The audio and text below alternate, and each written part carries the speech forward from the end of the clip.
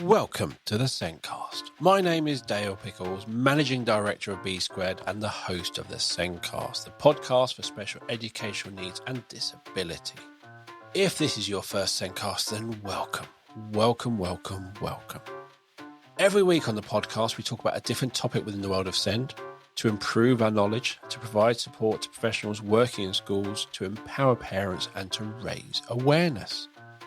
In this special episode, we're discussing Playtime, a new show on ITV that champions SEND pupils listening to children that might not otherwise be heard. And I'm discussing Playtime with the creators of Playtime, Céin McGillicuddy and Andy Kinnear, and they're from an organisation called Nannycaddy. Céin is a BAFTA-winning writer and director, best known for Horrible Histories and The Assembly. And following his late autism diagnosis, he co-created Playtime with his longtime writing partner, Andy. Andy is a comedy editor and writer whose credits include Facejacker, Darren Brown, Cuckoo, and Here We Go. Now, B Squared is the company behind this podcast, and we've been helping schools since 1997. We break down curriculums into smaller steps so we can show those small steps of progress that are often missed. Connecting Steps is our assessment software that schools use to celebrate progress for a wide range of students, from the most complex to young people working towards employment and independence. EverSense is our evidence for learning platform and parental communication system that's been helping bridge the gap between parents and schools, and another way to celebrate those achievements and to share them. We also have our Céincast sessions, our online CPD around SEND for schools and other settings. Visit the B Square website or click on the meeting link in the show notes to book a meeting with me to take you through our products and how they can help you. Now, let's get on with this podcast.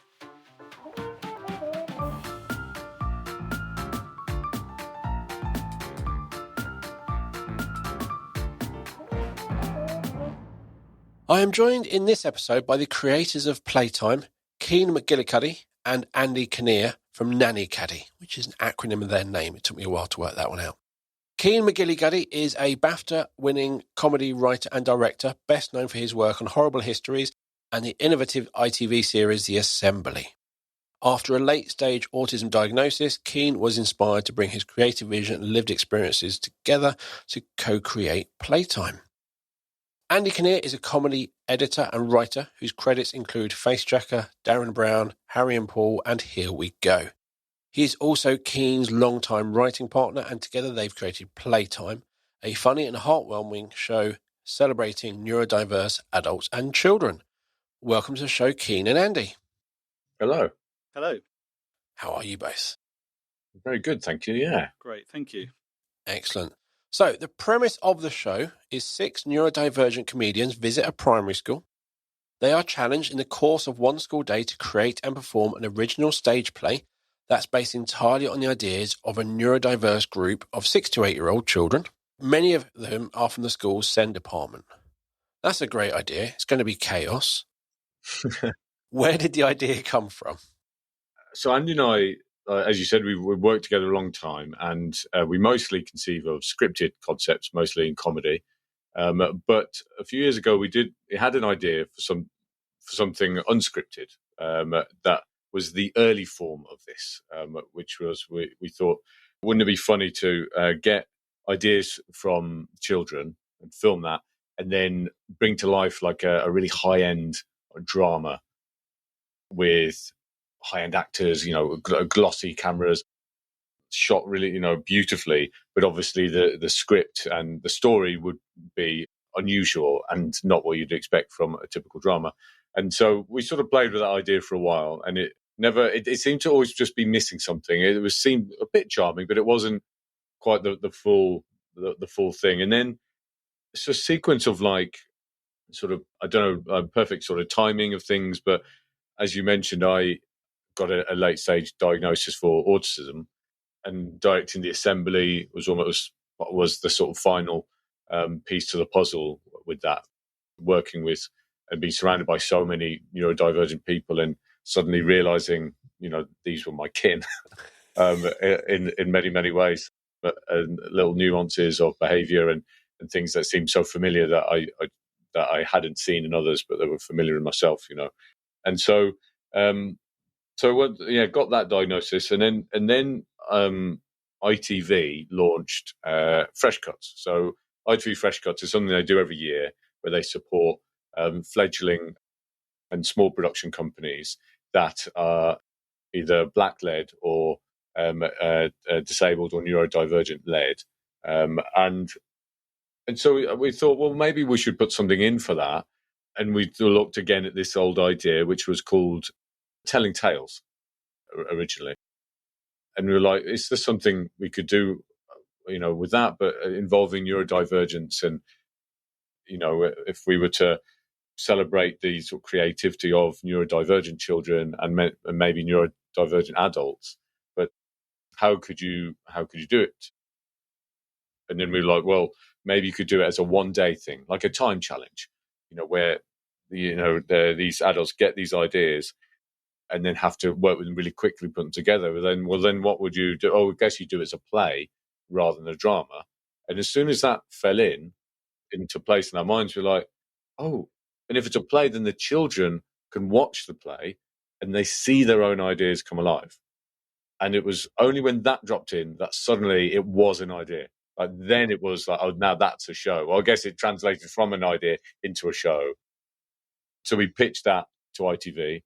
And they went for it, and they commissioned us to make it a little earlier this year. And we shot for one day in July, just before the school holidays. Got in just before everybody went away for the holidays, and edited it over the summer. And it's now going to go out on 10th November. So yeah, very excited for everyone to see it. That's a great story, and I actually would still like to see the telling tales, where I'd love to see a really highly polished drama of a really random story. Yeah. But actually, as you said, the real proper big actors, all of that lot, and just going, this isn't making much sense. But to some people it will. Yeah. And that connection is there. Well, perhaps off the back of Playtime, maybe Netflix will give us the budget to make the high-end television version of it. Yes. Yeah.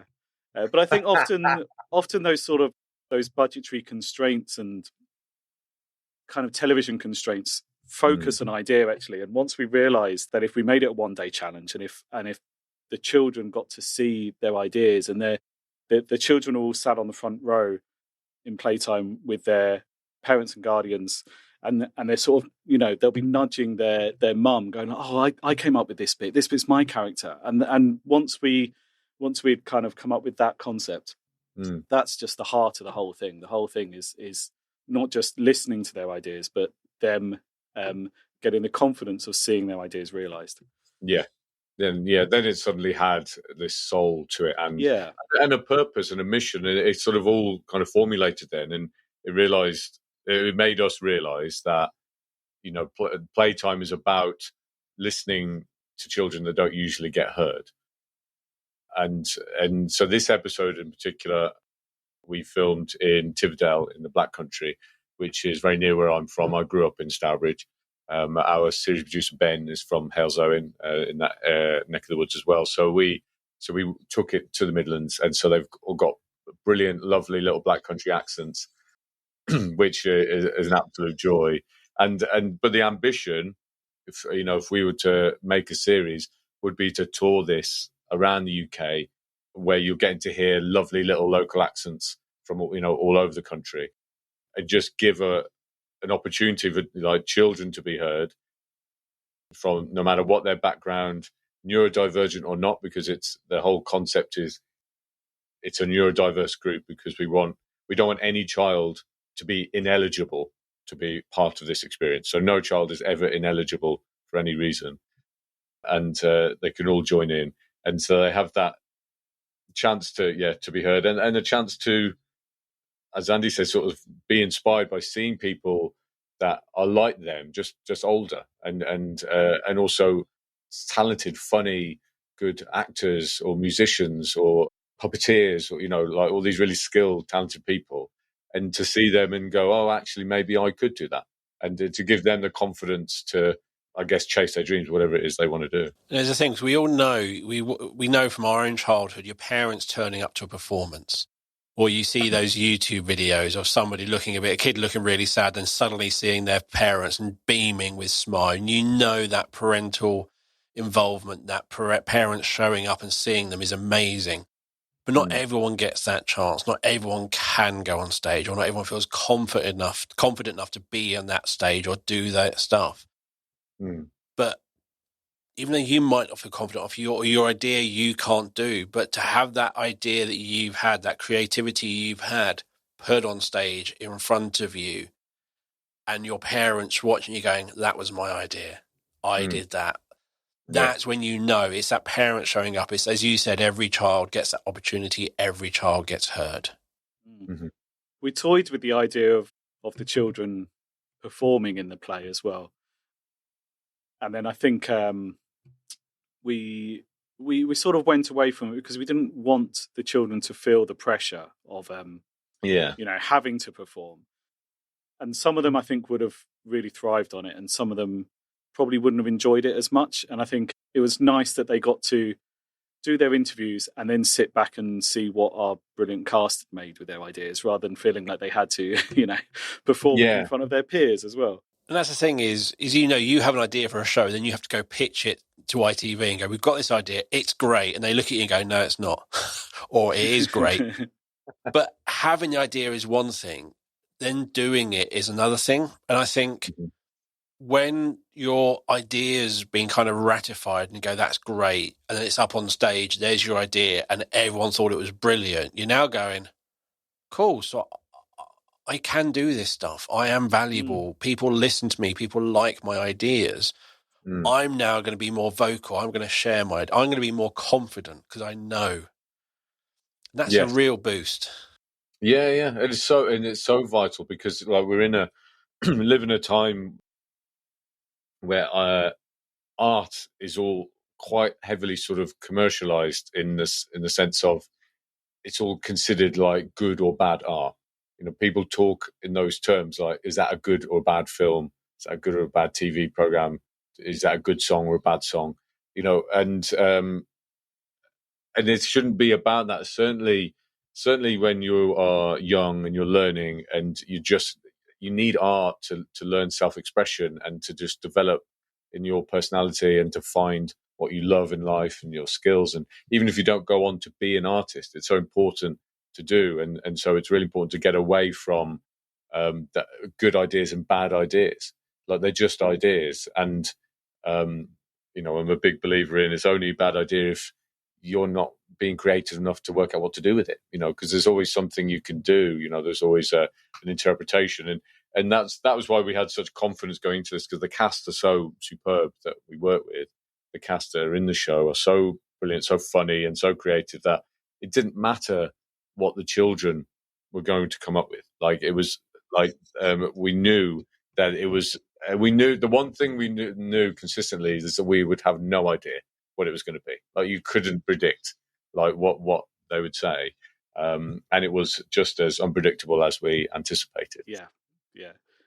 And the cast did brilliantly with it. And, the children's ideas were great. What the cast did were great. It's really exciting. But I think just to expand on what Céin was saying about no idea it's just about having ideas, not about good ideas or bad ideas. And I think the lesson that the children hopefully would have learned from the experience on the day is that all of their ideas got used. So everything, if they had to come up with a character, whatever came out of their mouth, that was the character for the play. So our cast didn't filter. They didn't steer it. They didn't go, "Oh, that's an interesting character, but what if it was more like this?" Whatever the kids came up with is what the cast had to go with. That was part of the challenge. And so I think it teaches them that there is no bad idea. There's just ideas, and actually any idea can be turned into a good idea. And I think leading with an idea is a really good idea for a show, because, again, you can go back to Netflix and stuff, and generally they go, "Right, who's big at the moment? Well, let's get them in a TV show." What TV show? Doesn't really matter. Just stick them in a TV show. It's going to be good. And then it's not. And then you'll watch some show which someone recommends. It's not a big thing. There's no one really knowing it, or it's a small, and it absolutely blows you away because somebody had a great idea and they delivered the idea. They didn't put big names in it to sell. It's the idea, and then that grows. And I think with I think we're lacking that in some ways. It's literally we're going after the commercialization, big actors and things like that, and actually coming back to everyone has an idea, anyone can do anything, and I will say that AI can, for those who cannot, AI where you've got an idea but you can't turn it into something. Things like AI can help you kind of share that, but it's having those ideas and running with it. There's only so many stories in the world, but how do you twist it? And actually, that idea that child or that person comes up with will be amazing. Yeah. Yes. Yeah. So the format of the show, I suppose you should probably explain how the let's episode works. So, so our cast of 6 neurodivergent comedians arrive at the school, and then they essentially interview the children in pairs, and then there's one interview which is one-on-one, and they're gathering information on the children's ideas of characters, locations, all sorts really, costumes. They come up with a song, catchphrases, and then so that all happens in the morning. Then the comedians have around about an hour, maybe an hour and a half, to write the whole play, design the costumes, make all the props. They had to make a giraffe, they had to make a zebra. There was don't give away too much, there was spoilers. Spoiler alert! There are animals. There are cardboard animals. And so then when the bell rings at 3:30, all the children come into their assembly hall, where there's a stage, and our children that have been interviewed are sat on the front row with their parents and guardians, as I mentioned before. And then the curtain opens and they've just got to go for it. So our cast have had very little time to prepare. And actually, one of the things that impressed me the most on the day was how the play actually makes sense. It's quite good. I really didn't expect it to be as good as it is. But I think that's largely down to, our fantastic cast of comedians. Yeah. But it's a bit like you got the play that goes wrong, where things go wrong on purpose, but it's part of the show, and and then it gets a bit improv-y as people react and they react. But it's that sort of thing. This is this aim, but the show must go on. Yeah, absolutely, yeah. And I'm guessing it's not a 2-minute long play. Oh no, no, it's not. No, we're making it sound like it's really long now, but it's really long. No, on the day, I think it was about 20 minutes. I think. Wow. So they really, and it's as Andy says, it was really it really held up. It's like, this all makes sense as a story, and they just compiled all of these such disparate elements. But in the episode, it's like in the second half of the second part of the show. It's the whole. I think it's half hour on telly, with an ad break. And it's in the second part, and it's probably about maybe 7-8 minutes. Is it, Andy? I think so. Yeah, around about that. Yeah. But no scenes have been cut or anything. Again, like they pieced it all together so well, the cast, that it was also consistent. That we found you want all these scenes because they're all relevant. They all push the story on structurally. It works really well. Because I can imagine when people go do improv comedy and they go, give me something to use, give me a job, give me this. And they kind of do a 2-minute story just mentioning those things. But to get that information from the child and turn it into a 20-minute play means there's a lot of meat on those bones. Yes. The ideas have been filled out, and actually this has to go somewhere. You can't just go, I went and did this with my potato masher and then move on. Yes, yeah. Quick, can you get the notepad? Potato masher. Yeah, potato masher. Write that down. Potato masher. Going back earlier, you mentioned The Assembly, which is a great show. Confused me, and I was watching it, and I was going, "Where's the Martin Sheen show? It's on the BBC. Why is that on BBC?" Google. Oh, okay. But again, it's what I loved about The Assembly is the variety of the questions. The absolute variety of what came up, what they wanted. And when you had one person doing Macbeth with David Tennant, somebody asking someone else if they like Chinese takeaway, another one going, can I fight you? And then also some really in-depth, insightful questions. And it's that with that, I would say with a neurodivergent brain, you do not know what's going to come out. There's no filter of should I or shouldn't I ask this. It's going to come out. And I think the same with these ideas. You're going to get the most creative ideas because no one said to them, "Oh, you can't do that. That won't work." Yeah, absolutely. Yeah. And I think it was partly that unpredictable nature of the assembly that again gave us the confidence, that whatever happens with this will be what it's meant to be and will be beautiful. And you sort of I see it a little bit like surfing, in that you can learn the skills to surf as best you can, but ultimately the wave is the wave, and you can't control the wave. You can only manage yourself on it, and that's sort of what this kind of television is like. Really, you learn all the skills and how to handle it, but then whatever comes is what comes on the assembly.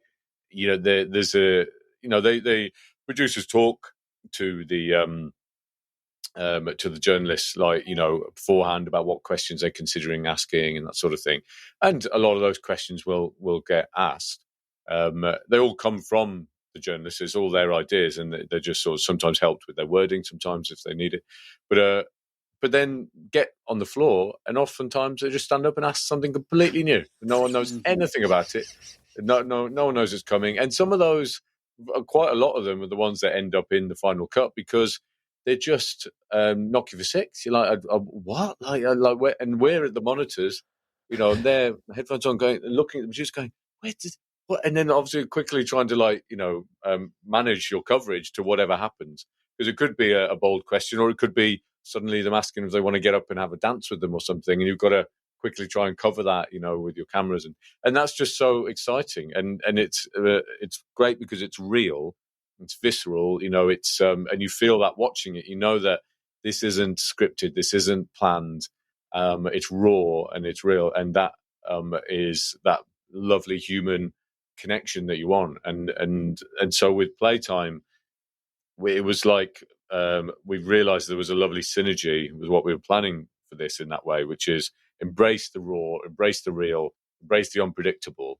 And just run with it, and I've been doing our jobs for a long time. We know what we're doing, and we thought, actually we can do this. We can just get great comedians who can do it on camera as well, and it worked. It all came together. That's not to say that I wasn't nervous. I remember the night before in the hotel, thinking, what if the children don't? What if they completely freeze up, or what if they don't have any ideas? What if because the whole concept depends on them coming up with ideas. Mm. But then within a minute youthful. I'm quite what, sorry? You're quite youthful though, so I think had that happened, we could have probably put you on camera and just said, "This is Andy. He's 8." Yeah, and probably got away with it. So yeah, yeah, that's true. That's true. I mean, I didn't hit puberty till I was about 30, so I probably could have got away with it. Yeah, but I think part of what we did is we went to the school before the shoot day, and we met the children ourselves, and we did a sort of a practice run where we sort of chatted to them as a group.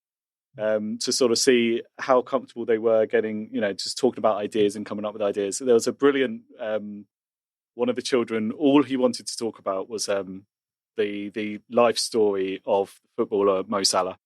And that was his entire concept. And every time we kind of came back to him, we'd be like, right, so tell us more about your character. And he's like, yeah, so my character, he's come from Egypt and he's just signed for Liverpool. We're like, okay, it's Mo Salah again, isn't it? Yeah. It's Mo Salah, yeah. And they also they had a slight tendency to sort of, you had to recognise when they were drifting towards a film that they were thinking of, and they started just describing the plot of a Pixar movie, and you're like, oh, I'm not sure this is an original concept. Let's, is there any other ideas? Yes, there's a bit of that. But they were so charming. These children were so lovely. They charmed everybody, the whole crew on set all day. It was such a really happy, nice vibe of a shoot. It was, everyone knew that there was a feeling in the air that we were making something really special. And I think what you were saying, Andy, about the nervousness about if the children seized up. I think that was all moderated really by like the whole approach we took, like in accessing like the school, and obviously met with the headmaster and all the senior staff there, talk through exactly the intention of the show. They felt, it was all positive and in the interest of the children. And then we met the children beforehand as well, and that was where we introduced them to the majority of the team, even people they wouldn't necessarily interact with on the day, so that we were all familiar to them and they knew our faces, and we chatted and broken the ice, and we played some games, story kind of creating games, similar to what we would be doing on the day, and just built a rapport with them. And then when it came to the day, the cast went and met them. So the comedians went and met them ahead, and they just had little sort of chats themselves, just, very relaxed. And then we sat down, to film it. So by the time, they're in there, they've met you all, they sort of know you all, and the whole team is all very, just lovely and relaxed and peaceful anyway. And I don't think any of them really were nervous in the end. No, they weren't. We showed them, one thing we did before they sat down for their interview, we'd take them into the room next door where we had all the monitors set up and all the kind of crew were waiting, and we would show them what we were seeing on the monitors, and we'd put the sound operator would put the headphones on them so they could hear all the microphones, and so they were kind of really aware of the filming process. And obviously, I mean, a TV crew in a school is as exciting as a dog in a playground, like it's pretty fun. Best day ever. Yeah. So they absolutely loved it. Yeah. But I think there is a thing about is kind of helping them get comfortable and understanding that. But there is how we listen. You listen to people in different ways, and as you said, you'll be listening, and it is actually you're telling that story, but actually, and it's about building that relationship and understanding how people communicate. Some people are very much, all my ideas, but there's a person at the back who's a bit quiet. It's like, cool, how do I engage you? How do I get your voice out? Do I put you on the spot, or is actually that the worst thing? And you just as you get to know them, you learn how to listen. And that's when once they know that you're listening to them and you actually want to hear what they want to say, then they're ready to share. That's so true. Yes. Yeah, and we've really felt that on the day, because obviously there was a mixture of those that are more confident and just immediately forthcoming, to some that took a little while, to warm up, and that's where the cast really came into their own as well. A lot of them got real strong experience, like working with children. One of them was a former teacher before became a comedian. A lot of them do work in schools. One of them, Beck Hill, had a children's show on ITV previously, and so Inel Tomlinson, who I've worked with a lot. He's a horrible history star, horrible science, and I worked with him on a show called Pickle Storm for the BBC as well. So we've done like 3 shows together before. He's obviously like brilliant with children's television, knows how to make children laugh. And so they all just had this really great way with the children where they could sense that when someone was less forthcoming or maybe more, it wasn't necessarily nerves, just kind of like they're just weighing everything up. Children weigh everything up, don't they? And didn't push, wasn't like, come on, give us an idea. It was just let them take their time, and eventually it did come through, and then you almost couldn't stop them. Then it was like they sprung a leak of ideas, and it's just like you can't plug the leak again, because they just sort of like got so many thoughts, and that was lovely. Yeah. Again, going back to the assembly, you had Danny Dyer's episode. I saw a completely different side of Danny. I've known him in TV shows since Human Traffic many, many years ago, which is a great film, not child safe. Brilliant. But watching him answer those raw questions, he was out of his... I would say if he went along to a typical TV show and was going to be interviewed, none of those questions would have been asked, and he could have given nice surface-level answers. Another day in the office, you can ask me about this, you can ask me about that. Now, he got real questions, had to give real answers. And again, I think with the comedians, you're not going to get, it's a boy meets girl, he drives this car, she does. It's not going to be that standard story. It's going to be a random story which will take you out your comfort zone. I bet if you turned up to EastEnders or somewhere, you know what's going to happen. I'm an extra in EastEnders, this is going to be happening, this is going to... With this, it sounds like you literally, it's not going to be anything in the normal zone. It's going to be wherever it's going to be, and we're just going to run with it. Yeah. I don't think it's a major spoiler to say that this is as far removed from EastEnders as you can get. Yeah. Yes. Yeah. It's well said. When Danny came on the assembly, so when he got booked, and producer told me they booked Danny Dyer, I immediately said that is the perfect guest for the show. Like I'd worked with him once before. I directed the alternative Christmas message that they do on Channel 4. I directed the year that he did it. I think it was the year that it was found out that he had royal ancestry. I don't know if you remember that. Yeah. Via Who Do You Think You Are? I think the documentary series. And so Channel 4 thought, oh, that's fun. Let's get Danny Dyer as an official sort of royalty to do it. And so I worked with him on that, and it was such a lovely experience because he, I saw something in him which is only really in a broader sense and a broader audience. I was just discovering about him now, which is he's an incredibly soulful man, really, and he's actually very sincere. I think people thought there was this facade that he's playing, like he's like playing this, East London wide boy kind of thing. But he's not that. That is who he is. That is how he speaks. That is just real, and it's just taken a long time for people to accept it. I think I don't know why, and he has fought a lot of adversity because people who sound like him and act like him aren't necessarily always welcomed, open armed in the media, in television and film, which can be snooty. And so he managed to fight all of that and really achieve great success. And so when they said he was coming on, I was like, "It's absolutely perfect." And then I was worried: are my expectations too high? Like, now I've really oversold it. But honestly, when he arrived and the way the day went, I was like, "No, that's exactly what I expected," which was it would just be joyous. And he was such a great guest, and the cast worked so well with him. Yeah, it was really lovely. But it's just, I would say, neurodivergent ideas is that unfilteredness can be absolute carnage because there's lots of ideas going on, but actually you can just build on those ideas. And I generally think that for me, in school, being neurodivergent, worst thing ever. The moment I've left school, it's got me where I am. And I think, again, that creativeness, that ideas that aren't in the box, that are outside of the box, somewhere else completely, that's what will make playtime amazing. And you've seen the play, so you know that already. But for us, when we get to watch it, it's that creativity, the ideas, it's the randomness that makes you smile. Everyone knows about there was more than one lobster present at the birth of Jesus. It's in a film, which is Love Actually.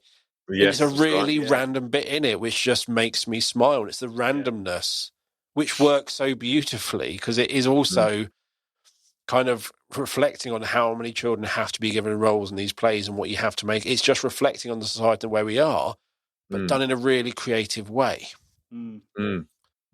Yeah, absolutely. Yeah, absolutely. And it's really nice, I think, for our children to see, because all of our cast are very, very successful and neurodivergent. I think it's quite inspiring to see the sort of where the children are now and then what they could be. I think, and if they have aspirations to perform or create, then they couldn't have a better sort of example of six people who've done it and made it. Yeah. That's again, we think about role models, and as men, we're spoiled. We have so many role models absolutely everywhere. There is, we need more female role models.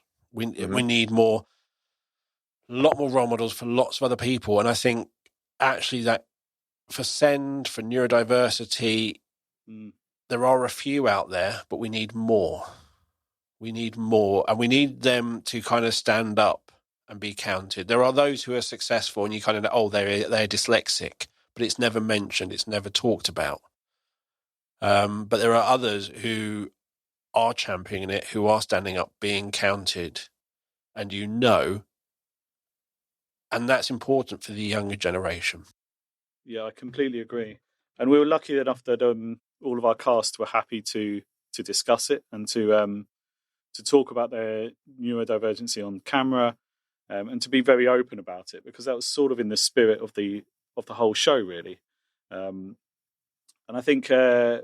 We assembled. We sort of saw our cast of comedians. We assembled them a bit like a heist team, I think, was the sort of plan. Like we wanted everyone to have a sort of specialist skill, and so and we really did get some of the very, very best at what they do. We had Aruhan was she was the sort of musician. She's such a talented musician. She came up with 2 songs for the play.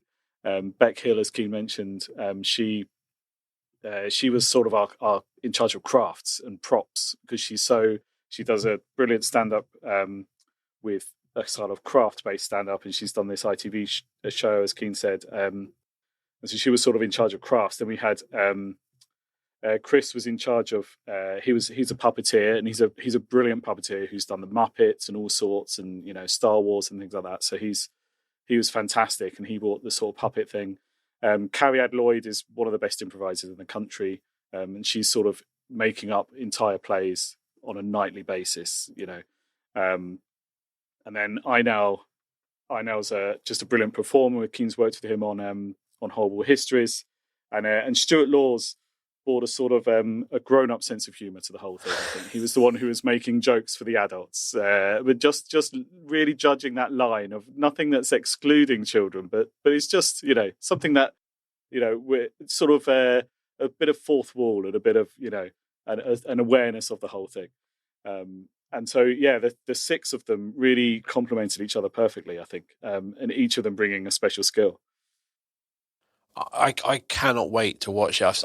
You've sent me the trailer. I've seen some clips, but it is something I am really looking forward to watching.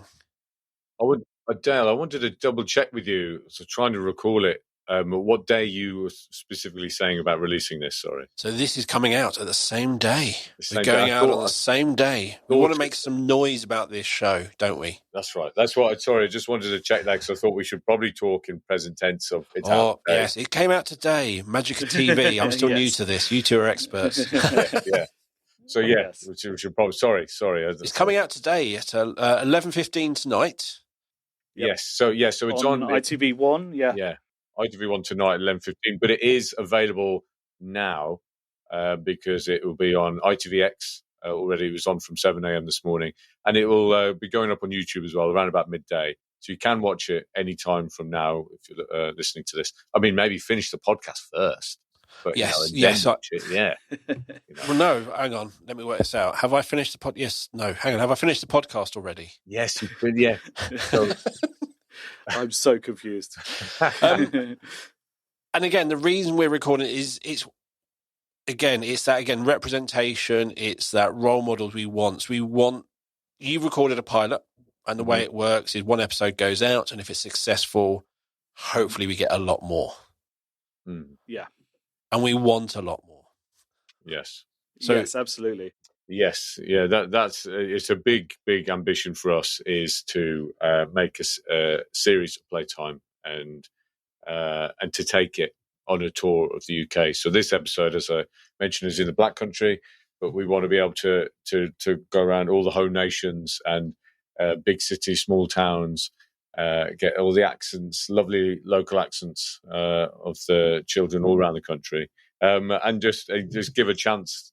To these children from all different parts, really. Yeah, to showcase all those children, all their ideas, and also the schools, and what an amazing job some of these SEND departments are doing across the country, and so sort of fantastic teachers that are really doing kind of incredible work up and down the country, and without very much recognition, I think. I'd say actually, if anyone is listening who works in school, is part of the SEND department, or head teacher, or whoever it might be, if they're interested in Playtime visiting their school, for a series, to feel free to get in touch, to drop us an email at Nanny Caddy and just let us know, because it's always good to know for when we hope we get a series, who is already interested and would love their children to have this experience.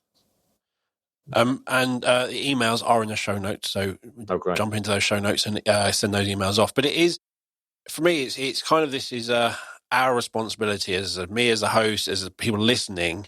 We need to make noise about this. So if you are working in a school, put it in your newsletter, share the TV show as much as possible. The more people who listen, the more views it gets, the more noise it gets on social media, the more it's talked about, the more likely we are to get that series. Yeah. That is. That's exactly that. And I think I think it's not just something to watch for parents of neurodivergent children. I think there's a real broad appeal for everyone to enjoy this show. But one thing I think it really is powerful about it is I watched a very early cut of it, because obviously I was editing it in my edit suite at home, and I watched an early cut of it with my wife and my 8-year-old son, who is in the process of getting a ADHD diagnosis. Obviously, it takes a couple of years, but we're nearly there.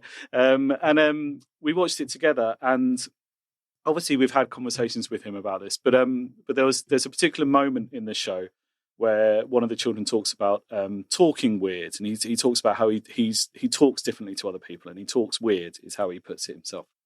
And after we finished watching it with my son Max, he said, "Oh, I talk weird like that boy, and I feel different."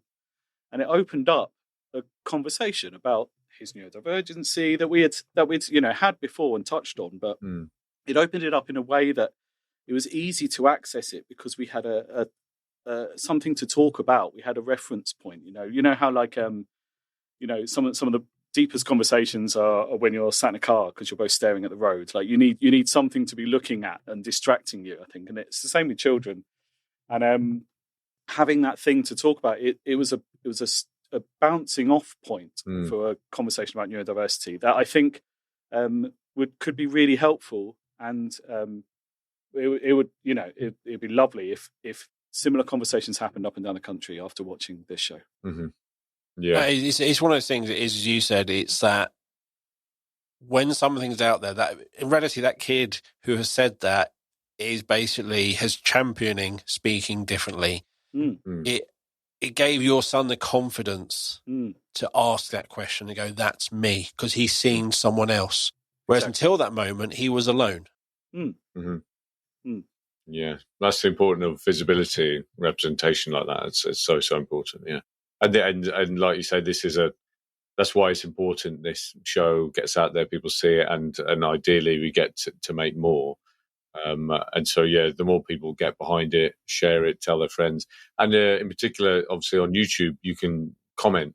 And so, if you like it, please do leave a nice, friendly, happy comment on YouTube, because you'd think that maybe doesn't count for a lot, or people won't see it, but trust me, like we'll see it.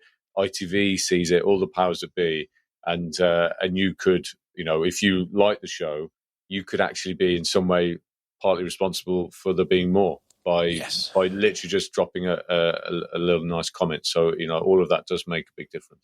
This is a bit where that idea, it has to have that commercial value to ITV. Ultimately, that's where we're at. It has to be. If we're not going to get the viewers, we're not going to do another one. It's done on demand. Yeah. And we've basically got to make sure that actually we want representation. We want this to be seen. We want this championed. Yeah, and we know the audience is out there. Like the tragedy would be is if people just don't know it's on, and they don't, because I think it would be really popular if enough people know about it. So that's why we're out here trying to just make sure that people know, because I do think if people just know, then it could be huge, because I call it like detox telly. This is where it doesn't matter what an awful day you've had, like how low you're feeling. It's the sort of program you can put this on, it lasts half an hour, and you just detox it all because it's so wholesome, it's so feel good, it's funny, it's life affirming, and it's uplifting, and you just come out the other side going, oh, I feel great. And then if we can make more of them, then that could be it's a regular detox that people can go to go, should we watch a Playtime because I need it. That would be lovely. That would be really nice. Now, slight segue. Yeah. You're both working on some other projects, aren't you? Yes. Who's going to go first? Yeah. I'll go. So I'm just finishing this week. I'm finishing the edit of Smoggy Queen Series 2, which is I mean, speaking of underrepresented and diverse groups of comedians, it's definitely in that ballpark. So it's a BBC Three sitcom, and it's the second series. I did the first series as well, so I'm just finishing that at the moment in the edit, which is why this is very edit sweetie. And you're also doing a Mission to Space with Francis Bourgeois? Yes, I finished that early on in the year. Francis is training to become an astronaut. I can't. I'm limited as to how much I can reveal as to how far he gets, but it's certainly an exciting journey. And he's absolutely brilliant. I think he's a huge talent. He's really ready to sort of blow up, I think, in this country. I think he is starting to. He's contagious. Yes, absolutely, yeah. And he's so genuine. It is him. And I know, again, it's one of those, like Danny Dyer, you were saying earlier, Céin. People question. Sometimes people are so unique that people can't help but question the authenticity of them as a person. But actually, they're just different, and that's great, and it should be celebrated and represented. And he is very different, but he's also such a lovely person and genuine and very, very funny. So I'm really excited for that to come out. I don't think it comes out until next year now. I think it's early next year. Channel 4, that will be. But he is one of those people where you talk about detox, Céin, and he is. You can just spend half an hour watching his videos on YouTube or wherever. Yeah, where he is, to me, excited by the smallest thing. But it is pure joy. Yeah, pure not joy. acted. No. And you can tell he loves it. He lives it. He breathes it. He absolutely loves it. He loves engineering. So he has an engineering degree. That's his background. And that's why he's kind of qualified to try and become an astronaut. And that's the sort of angle that he's approaching it at. It's from an engineering background. But I think it's so nice to see someone on television who's so passionate about the tiniest things. And he's not James May type thing. Who's a bit boring. He is so enthusiastic. He is so excited about what he's into, and you might be not interested in what he's into, but halfway through that, you will now be interested. 100%. Yeah, that's very true. Yeah, it does. It rubs off on you, and people love something. You often don't need to even share the passion for that thing. It's just their love of it is it's infectious. Really infectious. Completely. That's it. Yeah. And Céin. Yes. I'm currently working on series 2 of The Assembly. So it is coming back. It's not 4 episodes this time. It's not 5 episodes, and it's not 7 episodes. It's 6. It's in between those. So it's 6 episodes. And no, I'm really excited. We will be filming the first one very, very soon, and I'm sure it'll be out sometime next year. And obviously, who's on it is very much under wraps for now. But I can promise that there's going to be some absolute belters again. Because it was such a mix in that first series. It was great. But yeah, no, there's a lot of good TV coming. Lots of stuff coming, which is all very interesting. And again, I do see, even on my shorts on my phone, I don't know if it is because of the world I'm in, but I am seeing much more diversity, much more inclusiveness out there, which is really great. And again, it's about seeing those things. And if you are a parent of a neurodivergent child or a child with SEND, actually go and find opportunities where they can see someone like them doing well, being there, standing up, being counted, doing what they love. Yes. You'll underestimate the impact of that. Yeah, I agree. Anything else to add before we wrap up? I don't know. I don't think so. Just to say thank you very much, Dale. You've been a courteous host. I'm sad that although I can watch it today, obviously today, that actually today, in reality not today, but today. But I have to wait until today to watch it. I think that's right. Yes. Yeah. I bet you can't wait for today to. Yes, I've already watched it earlier. It was amazing. It's so much fun when you watch someone who's obviously trying to do that line on TV. Yeah. And you know when it's not right. You know they haven't watched it yet. Yes. Yeah. Yes, full complacency. This is pre-recorded. But for you listeners, it is out now. Out now. Yeah. And if you have no idea what we're on about, we're going to get, when this is already out, when you're listening to this, links to this on ITVX and YouTube will be in the show notes. So you can literally stop listening at the end and go and watch it and enjoy and comment and share on social media in as many places as you can. Yes, please. Lovely. Thank you. Absolutely enjoyed meeting both of you. You've both been involved with many shows that I've loved over the years. So, yeah, lots of great TV from between the two of you. So thanks for just being involved in that. Pleasure. And as always, you'll find Andy and Céin's contact details in our show notes. If you are interested in Playtime visiting your school in a future episode, if it happens, which I really hope it does, and I think it will, and then please get in contact with them and say, please come to my school and why they should, all that sort of stuff. And as always, you'll find the show notes wherever you listen to the podcast or on the Céincast website.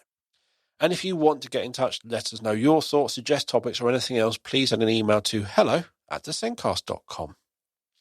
And at B Squared, we've been helping schools for almost 30 years, and we break down curriculums into smaller steps to show those small steps of progress that are often missed. And Connecting Steps is our assessment software that schools use to celebrate the progress for a wide range of students, from the most complex to young people working towards employment and independence. EverSense is our evidence for learning and parental communication platform, helping to bridge the gap between parents and school and help celebrate those achievements. And we also have our Céincast sessions, which is our CPD around Céin for schools and other settings. Visit the B Square website or click on the meeting link in the show notes to book a meeting with me to take you through our products and how they can help you. Now, thank you for listening. We will be back with another episode of the Céincast very soon. But for now, it's goodbye from me. Oh, and it's goodbye from him? No, from me. From me, Céin. And it's goodbye from me, Andy. Thank you for listening. Yes. And it's goodbye from today and in the past when we recorded it. I'll end it there. Bye, everyone. Goodbye. Thank you. Thanks, guys.